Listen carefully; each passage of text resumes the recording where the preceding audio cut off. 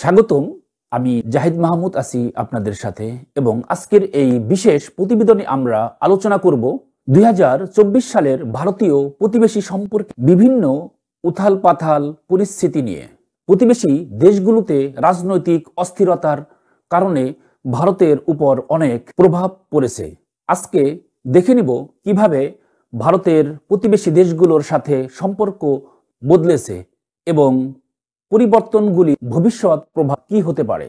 ভারতের প্রধানমন্ত্রী নরেন্দ্র মোদীর শপথ নেওয়ার পর থেকেই বিদেশে নীতি ছিল প্রতিবেশী দেশগুলোকে অগ্রাধিকার দেওয়া, যার নাম ছিল নেইবারহুড ফার্স্ট। ২০১৪ সালের পর থেকে মোদী সরকারের প্রধান লক্ষ্য ছিল প্রতিবেশী দেশগুলোর সাথে সম্পর্ক উন্নয়ন।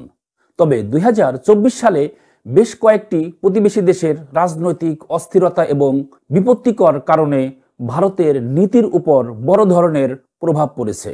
শেখ হাসিনার সরকারের পতনের পর বাংলাদেশের সঙ্গে ভারতের সম্পর্ক আমূল বদলে গেছে।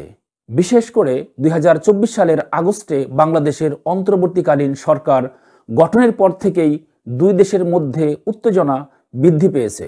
ভারতের অভিযোগ, বাংলাদেশে সংখ্যালঘুদের নিরাপত্তা যথাযথভাবে নিশ্চিত করা হচ্ছে না। এর ফলে ভারতের রফতানি কমেছে ২৮%। রাজনৈতিক বিশেষজ্ঞদের মতে এই অস্থিরতা ভারতের প্রতিবেশী নীতিতে বড় ধরনের প্রভাব ফেলেছে। পাকিস্তানের সঙ্গে ভারতের সম্পর্ক দীর্ঘ দিন ধরে উত্তাপ।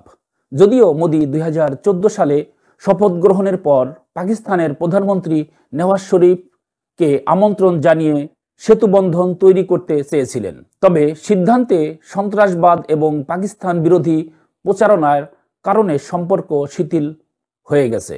২০২৪ সালে পাকিস্তান আইসিসি চ্যাম্পিয়ন ট্রফি আয়োজন নিয়ে দুই দেশের মধ্যে বিরোধ দেখা দিয়েছে।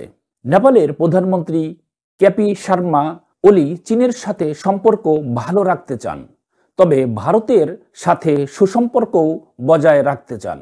২০২৪ সালে নেপাল ভারত সম্পর্কের কোনো বড় সমস্যা না হলেও ভারত বিরোধী শক্তির প্রভাব বেড়েছে।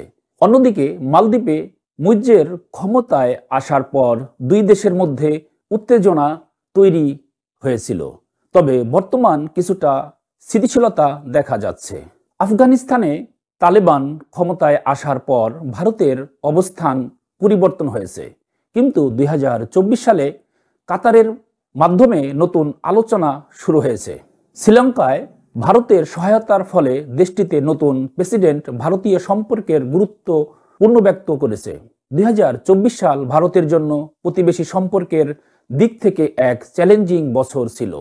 যদিও কিছু জায়গায় সমস্যা সৃষ্টি হয়েছে, তবুও ভারতের নেইবারহুড ফার্স্ট নীতি অব্যাহত রয়েছে। প্রতিবেশী দেশগুলোর সাথে সম্পর্কের ভবিষ্যৎ কি হবে তা নির্ভর করছে রাজনৈতিক পরিস্থিতির উপর। আপনার কি মনে হয়, ভারতের এই নীতি কতটুকু সফল হতে পারবে? মন্তব্যে জানান। ভিডিওটি যদি আপনার ভালো লাগে তাহলে লাইক, শেয়ার এবং সাবস্ক্রাইব করতে ভুলবেন না। আরও এমন খবর জানতে আমাদের চ্যানেলে নিয়মিত দেখুন। সবাইকে ধন্যবাদ।